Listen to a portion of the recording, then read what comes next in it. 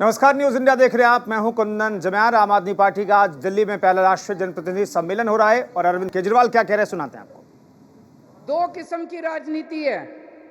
एक वो जो सरकारों को लूटते हैं, देश को लूटते हैं, पैसा कमाते हैं, भ्रष्टाचार करते हैं, अपने परिवार के घर भरते हैं, 7-7 पुश्तों तक इन्होंने पैसे कमा रखे हैं, 7 पुश्तें इनकी घर बैठ के खाएंगी।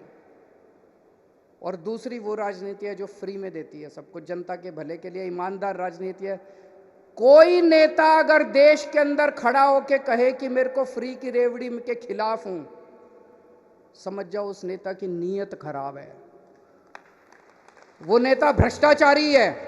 कोई नेता अगर देश में देखो कि वो कह रहा है फ्री की रेवड़ी खराब है, जनता को फ्री की सुविधाएं नहीं मिलनी चाहिए, सरकार घाटे में चली जाएगी, समझ जाओ उसकी नीयत खराब है। वो अपने दोस्तों के कर्जे माफ करना चाहता है, अपने परिवार के घर भरना चाहता है, जनता को लूटना चाहता है, एमएलए खरीदना चाहता है, वो देश का बेड़ा गर्क करना चाहता है। ये एक आज टेस्ट लेके चले जाना, जो नेता कहे जनता को फ्री की सुविधाएं मिलनी चाहिए वो नेता ईमानदार, जो नेता कहे जनता को फ्री की सुविधाएं नहीं मिलनी चाहिए वो नेता बेईमान और भ्रष्टाचारी और गद्दार।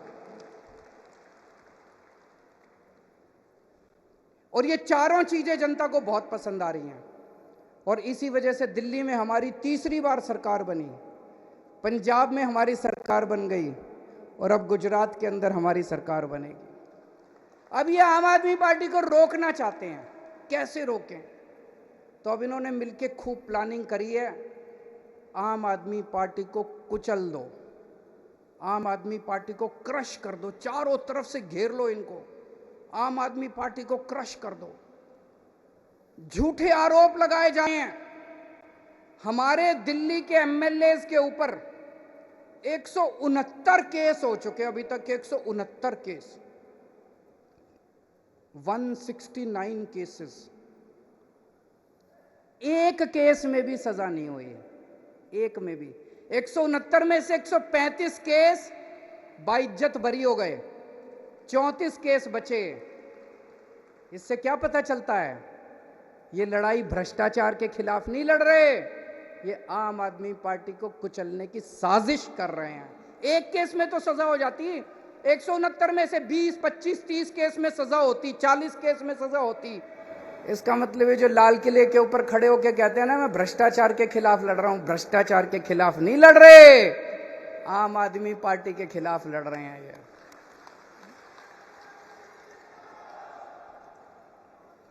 सतिंदर जैन जी किसी और देश में होते ना, उनको भारत रत्न दे देते।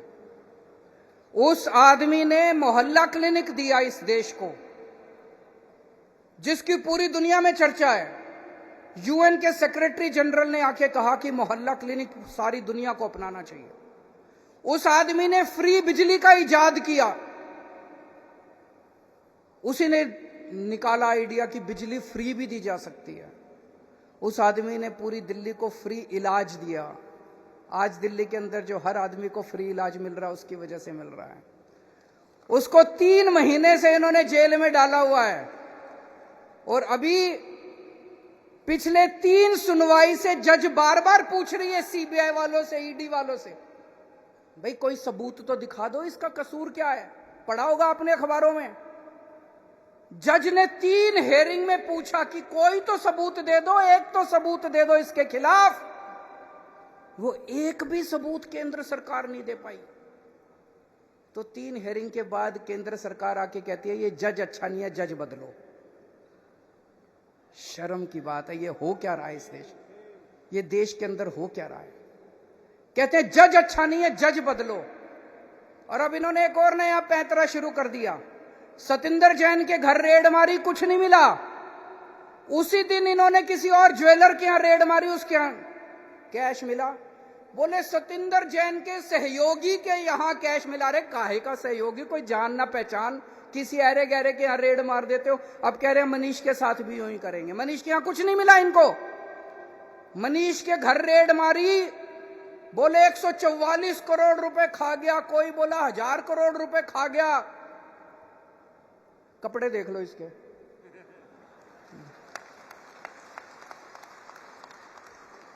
144 करोड़ रुपए वाला आदमी ऐसे कपड़े पहनता है थोड़ी तो,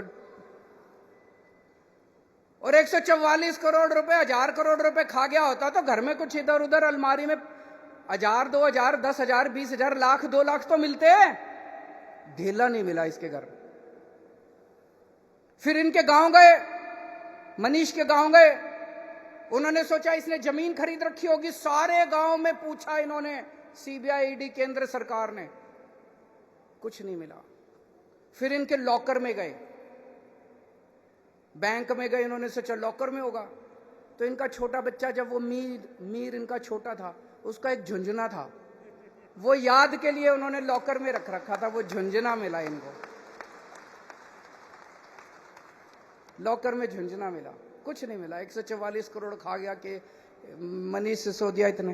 अब इन्होंने प्लानिंग करी है, अब एक दिन ये रेड करेंगे, 5-7 ऐरे गहरे नत्थु गहरों को पकड़ लेंगे और फिर कहेंगे मनीष सिसोदिया के सहयोगी के यहां मिले, मनीष सिसोदिया के सहयोगी के यहां मिले। पर जनता देख रही है, जनता देख रही है। रोज सुबह 6 बजे उठ के स्कूलों के चक्कर मार के आता है। कोई भ्रष्टाचारी आदमी सुबह 6 बजे उठ के स्कूलों के चक्कर नहीं मारता। कोई भ्रष्टाचारी होगा तो पहले रात को बैठ के दारू पिएगा, थोड़ी गलत काम करेगा, सवेरे तो लेट उठेगा। वो 6 बजे उठ के ईमानदार आदमी स्कूलों के चक्कर काट सकता है। 6 बजे उठ के ईमानदार आदमी बच्चों का भविष्य बनाने की सोच सकता है, कोई बेईमान आदमी थोड़ी सोचेगा। अब कल इन्होंने अमानतुल्लाह को पकड़ लिया। अमानतुल्लाह को भी बोले उसके घर कुछ नहीं मिला, अमानतुल्लाह के यहां, उसके सहयोगी के यहां फलाना मिला, ढिमका मिला, ये मिला। उसका सहयोगी सारे टीवी चैनलों में जा जाके कह रहा है जी जो भी मिला मेरा है, और उसके यहां भी कुछ नहीं मिला से। अब उसका इन्होंने ढिंडोरा पीट दिया। तो अब मेरे को यह पता चला है इनका ऑपरेशन लोटस तो फेल हो गया। इन्होंने दिल्ली के अंदर हमारी सरकार तोड़ने की कोशिश करी। 20-20 करोड़ रुपए एक एक एमएलए को इन्होंने कोशिश करी, एक भी एमएलए नहीं टूटा। हमने सारे के सारे गिनती करा दी थी विधानसभा के अंदर, एक भी एमएलए नहीं टूटा। फिर ये पंजाब गए, पंजाब के अंदर 25-25 करोड़ एमएलए को देने की कोशिश करी। इनकी प्लानिंग थी पंजाब में भी और दिल्ली में भी 40-40 एमएलए खरीद के तोड़ लेंगे। पंजाब में भी ये नहीं तोड़ पाए। अब इन्होंने ऑपरेशन लोटस फेज 2 शुरू किया है।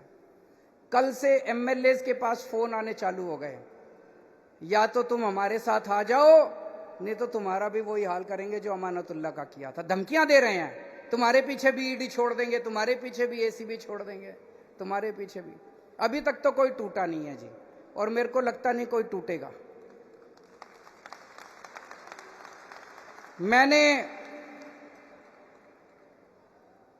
स्वतंत्रता संग्राम तो नहीं देखा था, मैंने आजादी की लड़ाई तो नहीं देखी थी, मैं स्वतंत्रता सेनानियों से तो नहीं मिला, लेकिन आज आम आदमी पार्टी का एक एक एमएलए जिस तरह से इनका सामना कर रहा है, मैं समझता हूं ये कोई हमारा एक एक एमएलए किसी स्वतंत्रता सेनानी से कम नहीं है। जिस तरह से इनके सामने मुकाबला कर रहा है, लालच का 25-25 करोड़ रुपए त्याग दिए, ईडी की धमकी का कोई फर्क नहीं पड़ रहा, सीबीआई की धमकी का कोई फर्क नहीं पड़ रहा, पैसे त्याग दिए। ये कोई छोटी बात नहीं है, आज के माहौल के अंदर कोई ये छोटी बात नहीं है। मैं सभी से ये कहना चाहता हूं, ये सबको जेल में डालेंगे। सतिंदर को डाल दिया, अमानतुल्लाह को डाल दिया, मनीष सिसोदिया को डालने की तैयारी चल रही है। इसके बाद कैलाश गहलोत का नंबर है, उसके यहां भी रेड होने वाली है। कई एमएलए जेल जाएंगे। एक चीज बस ध्यान रखना, 3 से 4 महीने जेल जाने के लिए तैयारी कर लो, फिर ये आपका कुछ नहीं बिगाड़ सकते। अपने अपने घर में बोल दो। कल पंजाब से मेरे पास 2-3 एमएलए आए थे, मैंने उनको यही बोला, मैंने कहा अगर 3 से 4 महीने जेल जाने को तैयार हो, और जेल उतनी बुरी भी नहीं है, मैं भी गया हूं, 15 दिन मैं जेल में रहा था, 3 से 4 महीने जेल जाने की तैयारी कर लो। अगर सबके अंदर ये हिम्मत आ जाए, उसके बाद ये हमारा कुछ नहीं बिगाड़ सकते, ये कुछ नहीं बिगाड़ सकते हम लोग।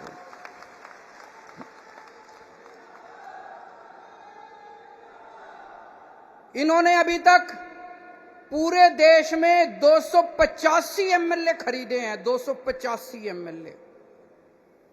कोई कहता है 50 करोड़ दिए, कोई कहता है 40 करोड़, कोई 25 करोड़।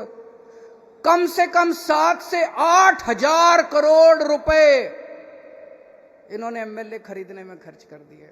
7 से 8 हजार करोड़। कहां से आया इतना पैसा? कहते हैं भ्रष्टाचार हम कर रहे हैं। अरे भ्रष्टाचार तो तुम कर रहे हो, तुम लूट रहे हो जनता को। सारी देश को लूट लिया, लूट लूट के एमएलए खरीदते हो, खुलेआम खरीद रहे हो। और फिर भी तुम्हारी हिम्मत हो जाती है लाल किले पे खड़े होके कहने की कि मैं भ्रष्टाचार से लड़ रहा हूं।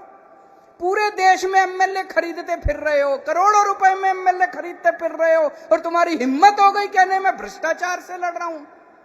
मुझे लगता है सबसे ज्यादा 75 साल में सबसे ज्यादा भ्रष्टाचार इनकी सरकार ने किया है।